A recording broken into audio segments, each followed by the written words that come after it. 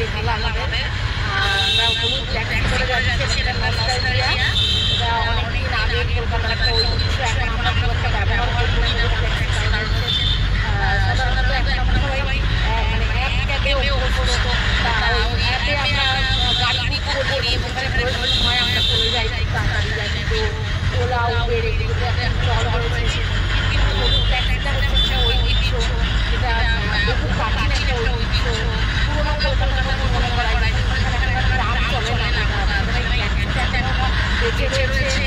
এখনো কিছু মানুষ চড়েন এখানে, আমার যারা ব্যাগ কেটে যারা পারদর্শী নয় তারা হয়তো ট্যাক্সিতে চড়ে। তো এই ট্যাক্সির ভেতরে আমরা বাঁচিয়ে রাখুন, এই ট্যাক্সিতে যেন এখনো চলতে পারে, একটা ঐতিহ্য আমরা ধরে রাখুন, এটা আমি বলবো। আর একটা ব্যাপার হচ্ছে যে মানে একটু চেষ্টা করবো আমরা যারা ট্যাক্সি যারা মানে চালক তাদেরকেও একটু সাহায্য করা হয় যদি আমরা যাতায়াত করি। তো এইভাবে ট্যাক্সি যেন থাকে, এটা আমাদের বড় বড় পরিমাণে যে বাচ্চা নিয়ে যাচ্ছে ওভাবে ট্রাম দেখাতে পারি বড় বড় হোটেলগুলোকে যে